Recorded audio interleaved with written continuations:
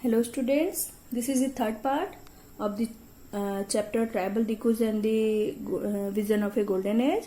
In this part we will read about Birsa Munda and his movement. So at first we have to know who was Birsa Munda. Birsa Munda was born in mid 1870s in the family of Mundas. As a son of a poor father, he grew up around the forest of Bohunda. He was busy in grazing sheep, playing the flute and dancing in the local akhada. Poverty forced his father to move from place to place looking for work.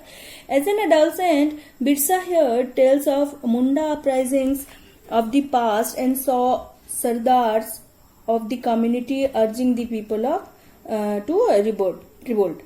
They talked of a golden age when the Mundas had been free of the oppression of Dikus. Birsa went to the local Christian missionary school and listened to the sermons of missionaries. There too, he heard that it was possible for the Mundas to attain the kingdom of heaven, regain their lost rights. This would be possible if they became good Christian and gave up bad practices. Later, Birsa also spent some time in the company of a prominent Vaishnava preacher. His movement was against moneylenders and later even against missionaries. He believed that British land rules were destroying their traditions and culture. He was arrested in 1895 and convicted for rioting. He was released in 1897.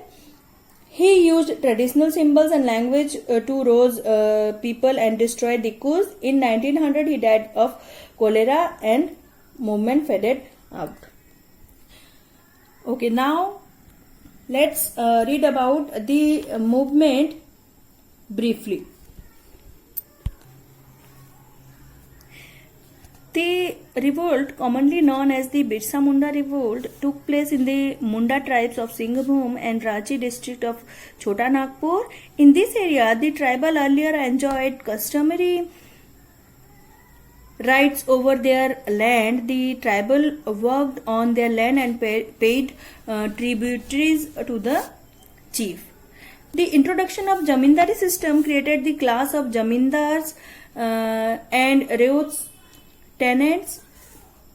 Tribals were dependent upon rainfall for the good harvest, and the failure of rainfall led to failure of crops and non-payment of revenue to the Jagirdar.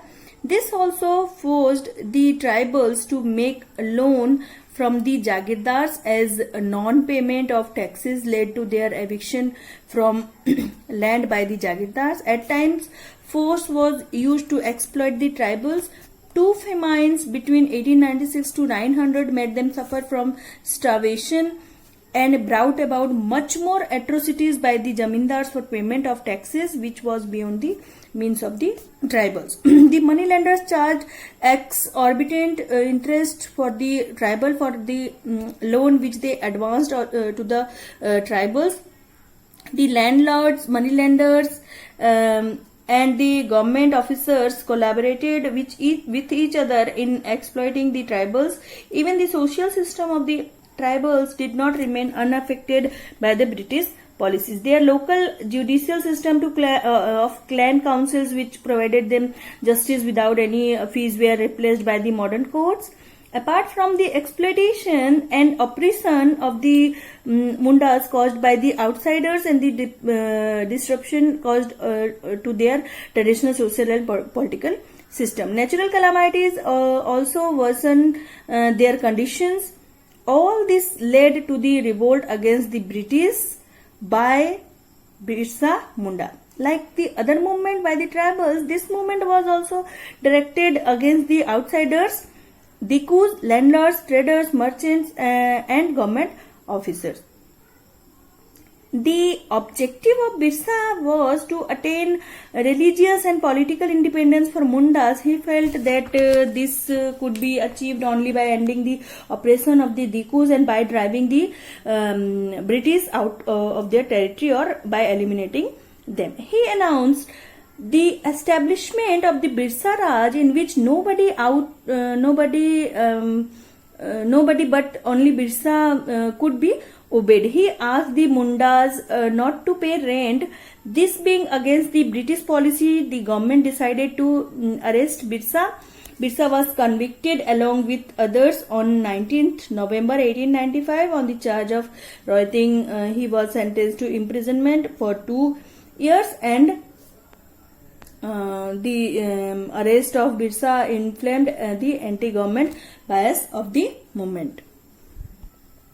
This was the beginning of a widespread movement. The movement took a violent form.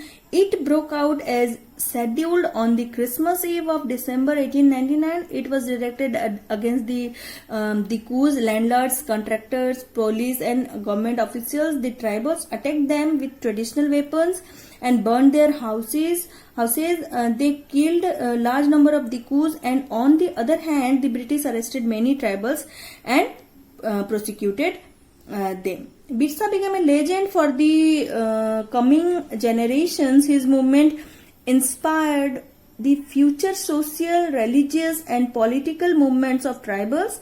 These movements contributed to the growth of consciousness among the tribals.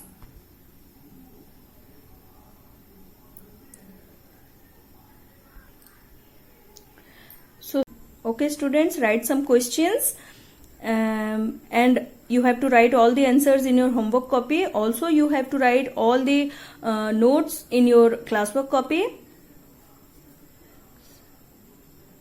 That's all for today. Thank you. Have a good day.